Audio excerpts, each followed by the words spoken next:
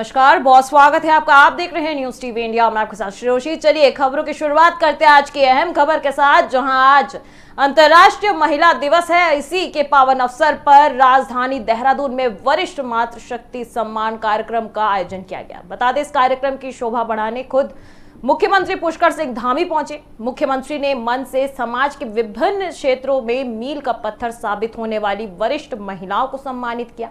इधर सीएम धामी ने कहा कि उत्तराखंड राज्य के निर्माण से लेकर आज उसे संवारने तक में हमारी मातृशक्ति का सबसे बड़ा योगदान है।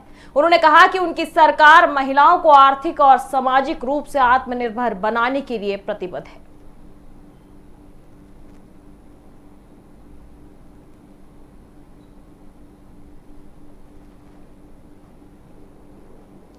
बता दें, आज अंतर्राष्ट्रीय महिला दिवस है। इसी के अवसर पर आज पूरे देश भर में अलग अलग जगह विभिन्न तरह के कार्यक्रम आयोजन हो रहे हैं। इसी दौरान देहरादून में भी महिलाओं के सम्मान में एक भव्य सम्मान समारोह का आयोजन किया गया। इस दौरान मुख्यमंत्री पुष्कर सिंह धामी भी कार्यक्रम में मौजूद रहे। उन्होंने महिलाओं को सम्मानित किया।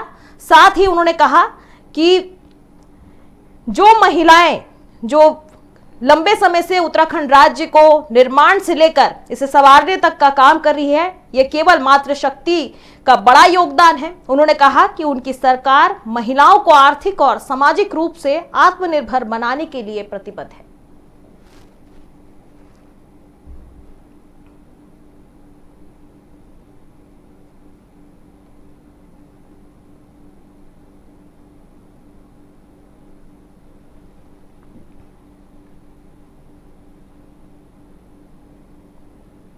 रुक करते अगली खबर की ओर। उत्तराखंड के गैंडसैंड में 9 मार्च से शुरू हो रहा है विधानसभा का बजट सत्र। इसी के लेकर सत्र शुरू होने से पहले ही सियासत गर्मा गई है। बता दें, सल्ट में कांग्रेस के कद्दावर नेता दीपक भट्ट ने धामी सरकार को आड़े हाथों लेते हुए मांग की है कि गैंडसैंड में सत्र का आयोजन केवल रस्म अदायगी नहीं होगा।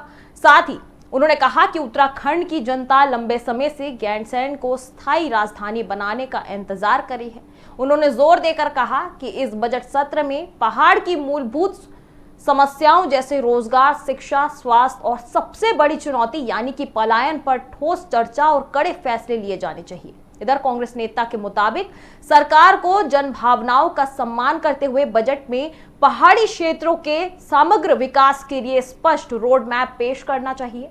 अब यह देखना होगा कि 9 मार्च से शुरू होने वाले इस सत्र में सरकार विपक्ष के इन सवालों का क्या जवाब देती है और जनता की झोली में क्या कुछ नया आता है।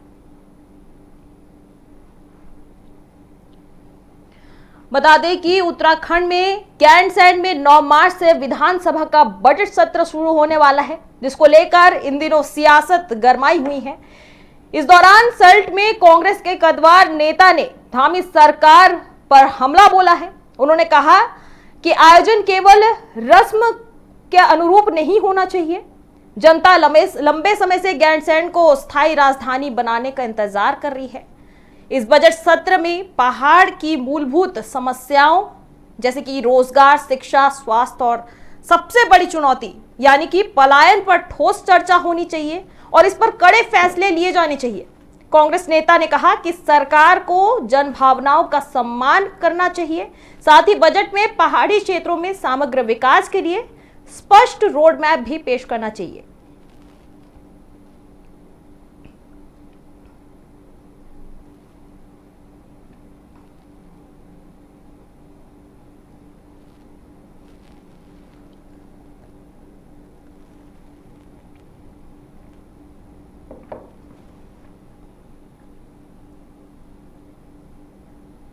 खबरों में आगे बढ़ते हैं। देवभूमि में नशे के बढ़ते जाल को काटने के लिए अल्मोड़ा पुलिस लगातार एक्शन मोड में है। बता दें, वरिष्ठ पुलिस अधीक्षक चंद्रशेखर के निर्देश पर चलाए जा रहे सघन अभियान के तहत पुलिस को आज एक बड़ी सफलता हाथ लगी है। बता दें, कोतवाली, अल्मोड़ा और एसओजी की संयुक्त टीम ने बेस तिराहे के पास से मोटरसाइकिल सवार 2 युवक को गिरफ्तार किया है, जिनके पास से करीब 5.25 लाख रुपए की अवैध स्मैक बरामद की गई है। इसके साथ ही पुलिस टीम जब वाहनों की जांच कर रही थी, तभी संदिग्ध दिखने पर गौरव बिष्ट उर्फ डांसर और सौरभ भंडारी की तलाशी ली गई। बता दें, तलाशी के दौरान इनके पास से कुल 16 ग्राम स्मैक बरामद हुई है, जिसकी अंतर्राष्ट्रीय बाजार में कीमत 4,82,000 रुपए आंकी गई है। वहीं प्रभारी निदेशक योगेश चंद्र उपाध्याय और एसओजी प्रभारी सुनील धानिक के नेतृत्व में हुई इस कार्रवाई के बाद पुलिस ने दोनों आरोपियों पर एनडीपीएस एक्ट के तहत मुकदमा दर्ज कर लिया है। बता दें, तस्करी में इस्तेमाल किए जा रही मोटरसाइकिल को भी सीज कर दिया गया है। इसके साथ ही एसएसपी ने साफ चेतावनी दी है कि जनपद में नशे का कारोबार करने वालों को किसी भी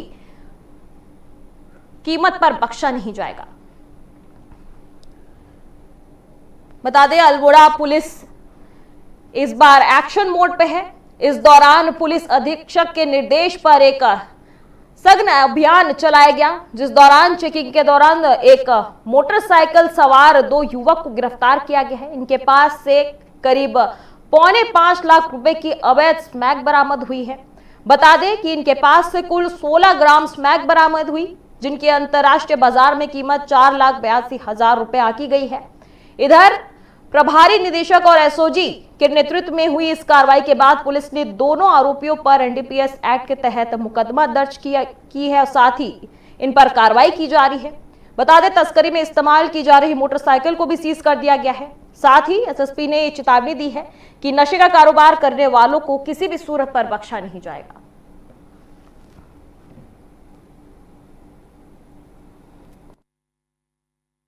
को नशा मुक्त बनाने का उत्तराखंड सरकार का लक्ष्य है और इसी क्रम में अल्मोड़ा पुलिस जो है लगातार नशे के ऊपर सख्त प्रहार करती आ रही है। आज इसी कड़ी में एसओजी और कोतवाली अल्मोड़ा की टीम को एक अच्छी सफलता प्राप्त हुई है। कल दिनांक 5 मार्च को हमने 2 अभियुक्त गिरफ्तार किए हैं, गौरव बिष्ट और सौरभ भंडारी। इनको हमने टोटल 16.08 ग्राम स्मैक के साथ हमने गिरफ्तार किया है।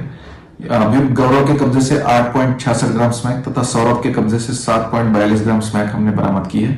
ये जो हेरोइन बरामद किया गया है, इसकी अनुमानित कीमत 4,82,000 से भी अधिक है। और ये अभियुक्त गौरव बिष्ट, इसके ऊपर पूर्व में भी कोतवाली अल्मोड़ा में 2 एनडीपीएस एक्ट के तहत मुकदमे पंजीकृत है। इसका आपराधिक इतिहास भी रहा है। तो ये दोनों अभियुक्तों को गिरफ्तार कर इनसे विस्तृत पूछताछ कर जो इसमें सप्लाई चेन है और ये कहां से ला रहे थे, इसके बारे में भी विवेचना में पूछताछ करने के लिए हमने निर्देशित किया है, ताकि जो लोग इसमें सम्मिलित हैं और सप्लाई कर रहे हैं उनको भी हम सख्त से सख्त कार्रवाई कर सके उनके ऊपर भी। इस पूरी पुलिस टीम में कोतवाली अल्मोड़ा से सब इंस्पेक्टर आनंद वल्लभ कश्मीरा और एसओजी से कांस्टेबल राजेश और गणेश दत्त पांडे इनकी सक्रिय भूमिका रही है। इस पूरी टीम को मैं बधाई देता हूं और शुभकामनाएं देता हूं। इसी तरीके से अल्मोड़ा पुलिस जो है लगातार नशे के ऊपर सख्त से सख्त प्रहार करती रहेगी। Thank you. उत्तराखंड में आगामी विधानसभा चुनाव की सुगबुगाहट के बीच पौड़ी कांग्रेस के भीतर एक बड़ा सियासी भूचाल आ गया है। बता दें, पार्टी के पुराने और निष्ठावान सिपाही माने जाने वाले पूर्व प्रदेश सचिव केशवानंद आर्या ने कांग्रेस को अलविदा कह दिया है। शनिवार को उन्होंने जिला कांग्रेस कार्यालय पहुंचकर अपना इस्तीफा सौंप दिया, जिससे पार्टी के भीतर हड़कंप मच गया। इधर केशवानंद आर्या का कहना है कि वे 1987 से यानी कि पिछले 40 साल से कांग्रेस की मजबूती के लिए काम कर रहे थे, लेकिन जब बात विधानसभा चुनाव की दावेदारी की आई तो पार्टी ने उनकी ईमानदारी की जगह बाहरी चेहरे को तवज्जो देना शुरू कर दिया। उन्होंने साफ शब्दों में आरोप लगाया है कि पार्टी में उनकी लगातार अपेक्षा की जा रही है, जिससे आहत होकर उन्हें यह कठिन फैसला लेना पड़ा। इधर हैरानी करने वाली बात यह है कि एक तरफ जहां केशवानंद ने अपना इस्तीफा कार्यालय प्रभारी को सौंप दिया है, वहीं जिला कांग्रेस कमेटी के अध्यक्ष विनोद नेगी ने इस पूरे मामले पर अनभिज्ञता जताई है। बता दें, अब सवाल ये उठता है कि क्या चुनाव से पहले अपने पुराने दिग्गज नेताओं का इस तरह जाना कांग्रेस के लिए पौड़ी सीट पर भारी पड़ने वाला है। बता दें, उत्तराखंड में विधानसभा चुनाव होने वाले हैं, जिसको लेकर कांग्रेस पार्टी के भीतर एक बड़ा भूचाल आया है। बता दें, पार्टी के पुराने एक नेता जो कि पूर्व प्रदेश सचिव रह चुके हैं केशवानंद आर्या ने कांग्रेस को अलविदा कह दिया है। शनिवार को उन्होंने जिला कांग्रेस कार्यालय पहुंचकर अपना इस्तीफा दे दिया। इस दौरान उन्होंने पार्टी से नाराजगी जताई। उनका कहना है कि वे साल 1987 से यानी कि 40 साल से कांग्रेस की मजबूती के लिए लगातार काम कर रहे हैं, पर जब बात विधानसभा चुनाव की दावेदारी की आई तो पार्टी ने उनकी ईमानदारी की जगह बाहरी चेहरे को तवज्जो दिया। उन्होंने कहा कि पार्टी में उनकी लगातार अपेक्षा की जा रही थी, जिससे आहत होकर उन्हें यह कठिन फैसला लेना पड़ा।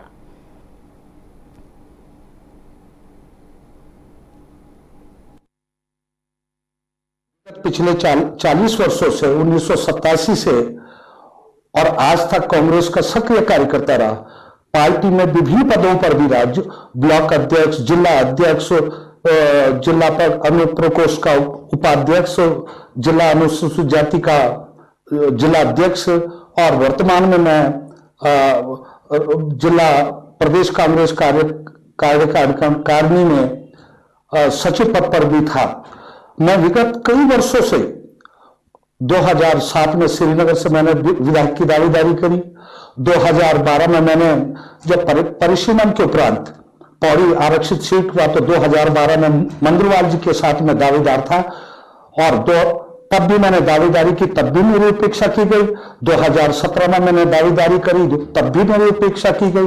2022 में मैंने दावेदारी की विधानसभा 37 पौड़ी से, तब भी मेरी दावेदारी करी।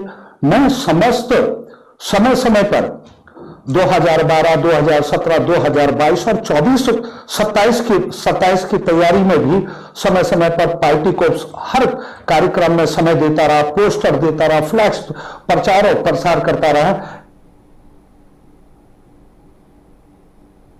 रुक करते अगली खबर की ओर। अल्मोड़ा के विकास खंड लमगड़ा मुख्यालय में आज क्षेत्र पंचायत की महत्वपूर्ण बैठक आयोजित की गई। बता दें, ब्लॉक प्रमुख त्रिलोक सिंह रावत की अध्यक्षता में हुई इस बैठक में जहां एक तरफ क्षेत्र के विकास का खाका खींचा गया, वहीं दूसरी तरफ सदन के भीतर जबरदस्त गहमागहमी भी देखने को मिला। बैठक के दौरान पंचायत प्रतिनिधि ने सड़क, पेयजल, बिजली और स्वास्थ्य जैसी बुनियादी समस्याओं को लेकर अधिकारियों को जमकर घेरा है।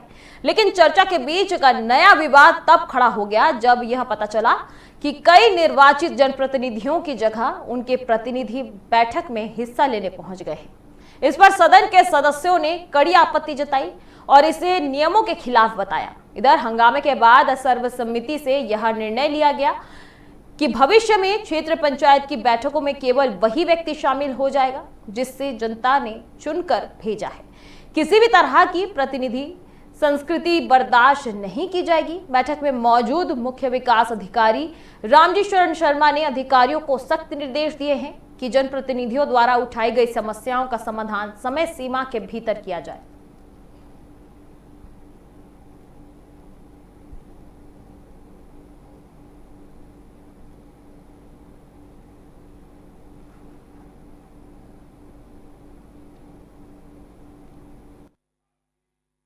क्षेत्र पंचायत की बैठक लमगड़ा की संपन्न हुई है। इसमें जो क्षेत्रीय मुद्दे थे, जैसे कि जल जीवन मिशन के तहत जो अधूरे कार्य हैं उसके बारे में और जो सड़कें विभिन्न कारणों से लंबित हुई हैं उनके बारे में मुद्दे उठाए गए हैं और काफ़ी महत्वपूर्ण मामले थे जिनका सम्यक समाधान यहाँ पर किया गया। कुछ एक मामले ऐसे हैं जिनमें जैसे PMGSY की जो सड़कें हैं उसका एक प्रॉपर प्रोसीजर है, इसका समाधान होने में कुछ समय लगेगा, लेकिन क्योंकि सदन की भावनाएं आ गई हैं तो इसके बाद इसमें त्वरित कार्रवाई होगी और जो समस्याएं हैं उनका समाधान होगा।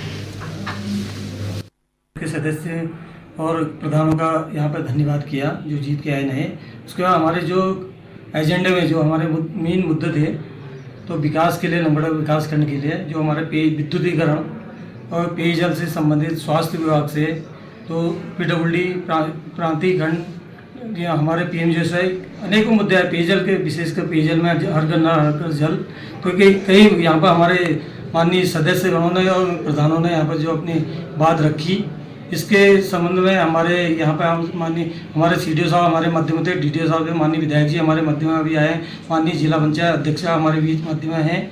तो सभी लोगों ने विकास के लिए, आगे के लिए हमने सारे अधिकारियों को ये निर्देशित किया कि इन योजनाओं का तो 15 दिन या समय उनका ज़्यादा से ज़्यादा 1 महीने के अंदर इनका निस्तारण वो करेंगे।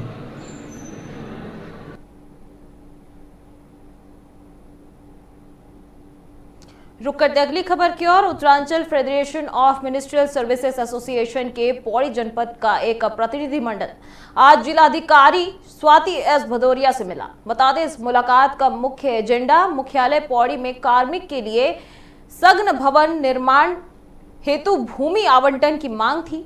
बता दें, संगठन के पदाधिकारियों ने जिलाधिकारियों को अवगत कराया कि सघन भवन के लिए मुख्य चिकित्सा अधिकारी यानी कि सीएमओ पौड़ी की ओर से पहले से सहमति मिल चुकी है।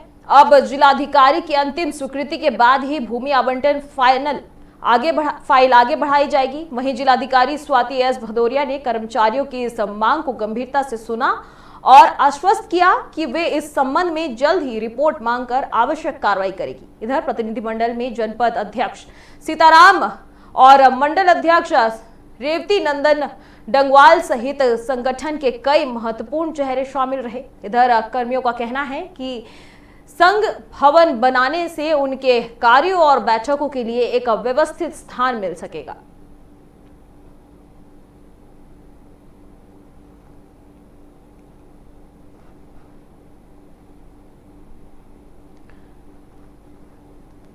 बता दें, Uttaranchal federation of ministerial services association Pauri जनपद का एक प्रतिनिधिमंडल जिला अधिकारी स्वाति एस भदौरिया से मिला है।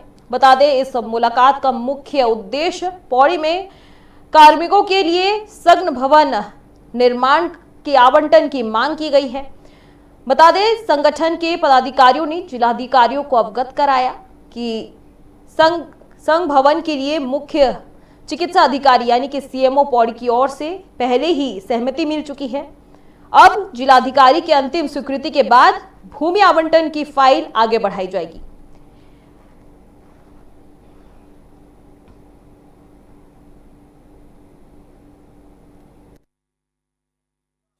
जो आप लगातार कर्मचारियों की बात को हमेशा उठाते हैं और आज निश्चित रूप से आज हम जिलाधिकारी महोदय से मिले और मुख्य कारण ये था कि जो कर्मचारी कई समय से पौड़ी में मुख्यालय में मांगे थी उनको लेते हुए साथ ही आज संघ भवन जो हमारा मुख्य उद्देश्य था, क्योंकि हमारे 15 ब्लॉकों का जनपद है, जिले का 15 ब्लॉकों का जनपद है, लोग दूर दराज से आते हैं और जब आते तो उनकी कोई वो नहीं होती। तो हमने ये सोचा था कि कोर कमेटी की बैठक उसमें ये हुआ कि एक संघ भवन का वो किया जाए, क्योंकि कई बैठकें होती, कई इधर जाना कई इधर जाए तो अपना संघ भवन है, वहाँ पे 2-4 कक्ष में 2-4 कम पलंग बिस्तर लगे रहे तो दूर दराज के आए आदमी जाए, उसके बाद अपना कार्य निपटाए, उसके बाद जाए। तो ये एक सोच थी और निश्चित रूप से चिकित्सा विभाग से हमारे संजय नेगी जी जो हमारे प्रदेश अध्यक्ष भी हैं उस विभाग के, और परसों इनके नेतृत्व में हमारे डंगवा जी हमारे गौरव मंडल अध्यक्ष इनके नेतृत्व में हमने मुख्य चिकित्सा अधिकारी महोदय से पूरी बात उनको विदित समझाया और पूरी बात सब उनके संज्ञान में भी लाए और उनके द्वारा पूरा आश्वस्त किया गया कि कर्मचारी हितों में अगर स्वास्थ्य विभाग कोई अगर कोई दिक्कत हो तो हमारे अगर कर्मचारी हित की बात है तो मैं निश्चित रूप से जमीन देने के तैयार हूं और उनसे सहमति। उसके बाद उन्होंने कहा कि डीएम मैडम अगर मुझे निर्देश करें तो मैं कर दूंगा। तो आज उसी क्रम में आप जिलाधिकारी महोदय से मिले थे और जिलाधिकारी महोदय से पौड़ी की इतनी अच्छी है कि उनके द्वारा हमेशा कर्मचारियों के हितों की, शिक्षकों के हितों की बात की जाती है। और आज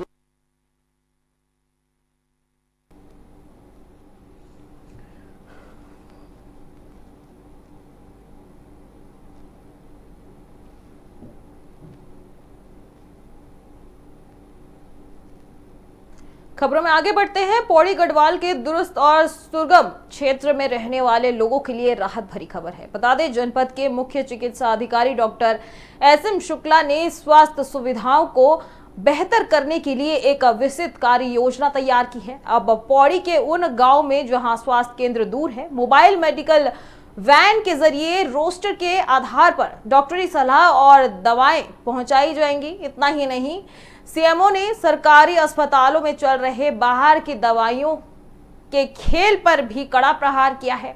उन्होंने स्पष्ट चेतावनी दी है कि शासन के निर्देश के अनुसार कोई भी सरकारी डॉक्टर मरीजों को बाहर की ब्रांडेड दवाई नहीं लिखेगा। यदि अस्पताल में दवा उपलब्ध नहीं है तो मरीज को जन औषधि केंद्र भेजा जाए ताकि उन्हें सस्ती और जेनेरिक दवाई मिल सके। इधर सीएमओ ने साफ कह दिया कि नियम तोड़ने वाले डॉक्टरों के खिलाफ सख्त कार्रवाई की जाएगी। साथ ही उन्होंने जनपद में डॉक्टरों की कमी को दूर करने के लिए नई नियुक्ति पर भी भरोसा किया है।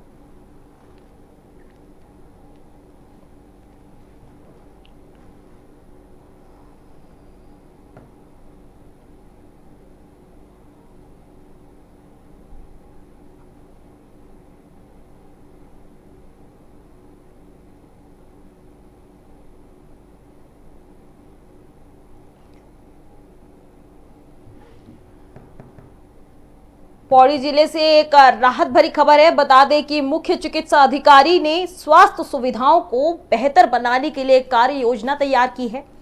बता दें उन गांव में जहां स्वास्थ्य केंद्र दूर है, अब मोबाइल मेडिकल वैन के आधार पर डॉक्टरी सलाह और दवाइयां पहुंचाई जाएगी। साथ ही सीएमओ ने यह भी निर्देश दिए हैं कि सरकारी अस्पतालों में चल रहे बाहर की दवाइयों के खेल पर भी कड़ा प्रहार किया। उन्होंने चेतावनी दी है कि कोई भी सरकारी डॉक्टर मरीजों को बाहर की दवाई नहीं लिखेगा। यदि अस्पताल में दवा उपलब्ध नहीं है तो मरीज को जन औषधि केंद्र भेजा जाए ताकि उन्हें सस्ती और जेनेरिक दवाई मिल सके, और अगर जो नियम तोड़ेगा उनके खिलाफ सख्त कानूनी कार्रवाई की जाएगी।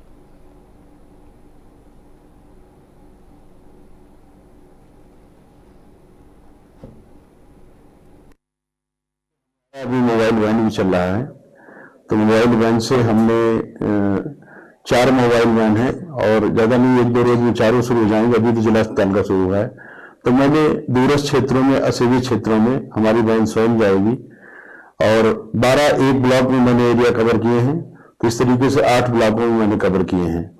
और डेफिनेट रोस्टर में हमारी जो है मोबाइल वैन जाएगी। सभी अस्पतालों में हमारे जो है अभी 13-14 अस्पताल हैं जो थोड़ा सीमित हैं, उनमें भी ज़्यादा नहीं 2-3 दिन के अंदर ही बॉन्डेड डॉक्टर आ जाएंगे, तो उन अस्पतालों में भी चिकित्सक हमारे उपलब्ध हो जाएंगे और दवाइयाँ हो जाएंगी। इस प्रकार से जनपद का हर एक कोना हमारा सेवित होगा, असेवित कोई नहीं रहेगा। मैं वायरल का सीजन चल रहा है, सर्दी जुकाम बुखार का, क्योंकि सीजन चेंज हो रहा है ठंडी से गर्मी की तरफ, तो लोगों की इम्यूनिटी भी चेंज होती है।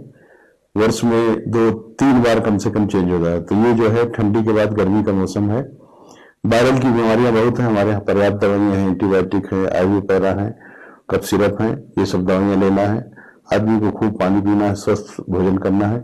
इसी के साथ साथ अब उल्टी दस्त का सीजन भी आ सकता है, तो बाहर के नंगे रखे हुए फल, कटे हुए फल, बासी चीजें, ये सब नहीं खाना चाहिए। ORS और दवाइयाँ हमारे अस्पतालों में पर्याप्त मात्रा में, किसी भी प्रकार की कोई भी कमी हमारे जनपद की किसी चिकित्सालय में नहीं है। खबरों में आगे बढ़ते हैं। अल्मोड़ा नगर निगम इस वक्त 22 करोड़ रुपए के भारी भरकम बजट को लेकर विवादों के घेरे में है। बता दें विपक्ष और कुछ संगठनों द्वारा ये आरोप लगाए जा रहे थे कि इस वित्तीय वर्ष में नगर निगम ने 22 करोड़ रुपए खर्च नहीं किए और विकास कार्य की अनदेखी की गई है। लेकिन अब इन आरोपों पर नगर आयुक्त सीमा विश्वकर्मा ने सीधा और कड़ा पलटवार किया है। नगर आयुक्त सीमा विश्वकर्मा ने इन तमाम आरोपों का खंडन करते हुए स्थिति स्पष्ट की है। उन्होंने बताया कि जिस 22 करोड़ रुपए की धनराशि को लेकर सवाल उठाए जा रहे हैं वह दरअसल राज्य वित्त आयोग की मदद से प्राप्त राशि है। इधर नियम के मुताबिक इस राशि का उपयोग विकास योजना या सड़क नाली बनाने में नहीं बल्कि नगर निगम के कर्मचारियों के वेतन, पेंशन और अन्य अनिवार्य भुगतानों के लिए किया जाता है। उन्होंने साफ शब्दों में कहा कि जब यह फंड विशेष रूप से कार्मिकों की पूर्ति के लिए आवंटित है तो इसे विकास कार्य में खर्च करना तकनीकी और कानूनी रूप से संभव नहीं है। इधर नगर आयुक्त इसे स्पष्टीकरण के बाद अब बजट को लेकर चल रहे विवाद पर विराम लगाने की उम्मीद है।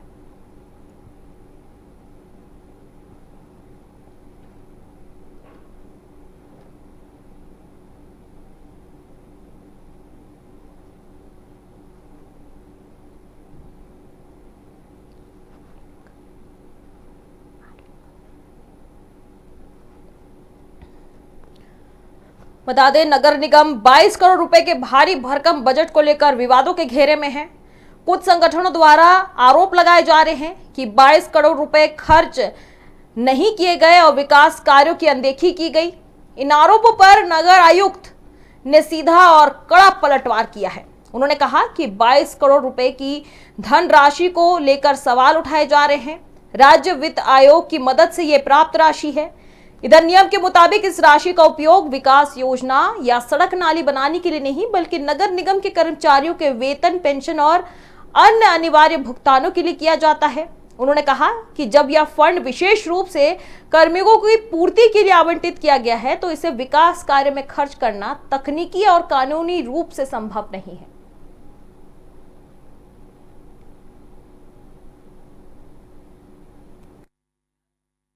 देखिए इसमें मैंने भी अभी कुछ दिनों में एक पेपर में पढ़ा था कि यहाँ पर 22 करोड़ का जो राज्य वित्त में पैसा आया है और उसको खर्च नहीं किया गया है।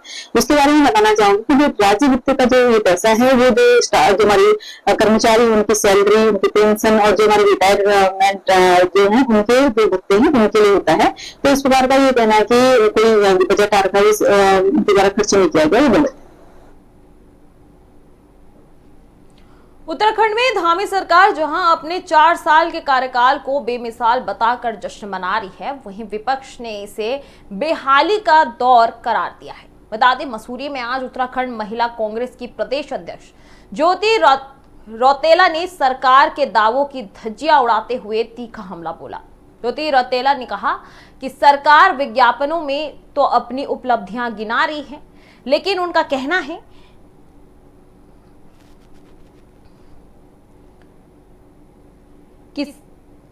कि जमीनी हकीकत यहाँ के प्रदेश में कानून व्यवस्था पूरी तरह से ध्वस्त हो चुकी है। उन्होंने महिलाओं के खिलाफ बढ़ते अपराध, हत्या और लूटपाट की घटनाओं का जिक्र करते हुए कहा कि आज देवभूमि की बेटियां सुरक्षित नहीं हैं।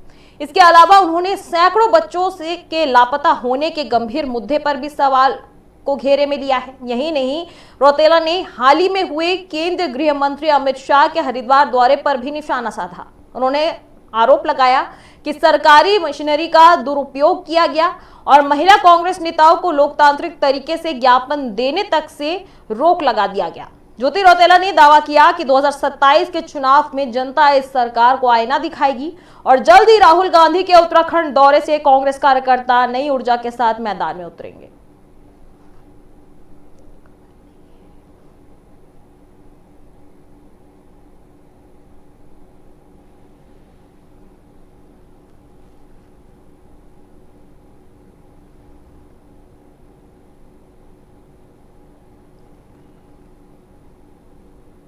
बता दें, जल्द ही राहुल गांधी का उत्तराखंड दौरा होने वाला है। इसको लेकर आज उत्तराखंड महिला कांग्रेस की प्रदेश अध्यक्ष ने सरकार के दावों की धज्जियां उड़ाते हुए मौजूदा सरकार पर तीखा हमला बोला। उन्होंने इस सरकार को बेहाली का दौर करार दिया है। साथ ही उन्होंने कहा कि विज्ञापनों में तो अपनी उपलब्धियां गिना रही है सरकार, लेकिन जमीनी हकीकत यह है कि प्रदेश में कानून व्यवस्था पूरी तरह ध्वस्त हो चुकी है। उन्होंने महिलाओं के खिलाफ बढ़ते अपराध, हत्या और लूटपाट की घटनाओं का जिक्र करते हुए कहा कि आज देवभूमि की बेटियां सुरक्षित नहीं हैं। इसके अलावा उन्होंने सैकड़ों बच्चों के लापता होने पर भी गंभीर सवाल उठाए।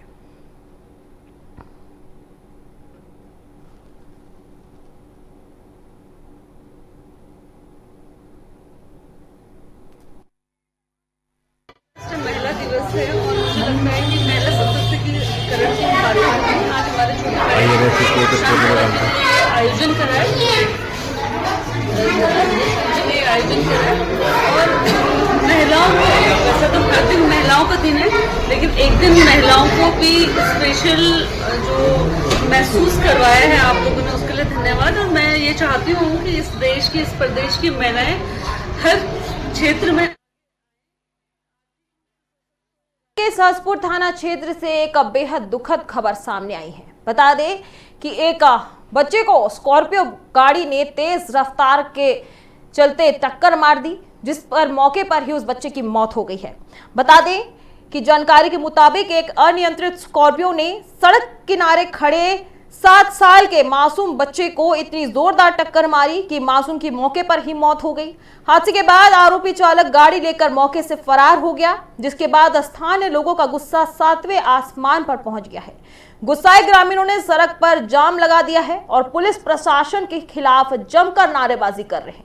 इधर लोगों का कहना है कि जब तक फरार चालक को गिरफ्तार नहीं किया जाता, तब तक वे सड़क से नहीं हटेंगे। इधर मौके पर पहुंची सहसपुर पुलिस लोगों को समझाने का प्रयास कर रही है और आसपास के सीसीटीवी फुटेज खंगालकर आरोपी की तलाश कर रही है।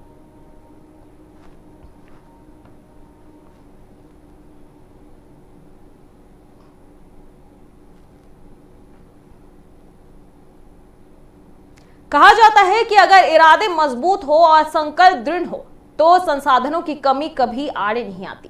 इस बात को सच कर दिखाया है पिथौरागढ़ जनपद के बेरीनाग निवासी आदित्य पाठक ने। बता दें, आदित्य ने देश की सबसे प्रतिष्ठित यूपीएससी परीक्षा में 189 रैंक हासिल कर भारतीय राजस्व सेवा यानी कि आरएस में अपनी जगह पक्की कर ली है। आज जिलाधिकारी आशीष कुमार भटगाई ने आदित्य और उनके माता पिता को विशेष रूप से आमंत्रित कर उन्हें सम्मानित किया है। जिलाधिकारी ने कहा कि आदित्य की यह उपलब्धि पूरे जनपद के लिए गौरव की बात है और इससे जिले के अन्य युवाओं को भी आगे बढ़ने की प्रेरणा मिलेगी।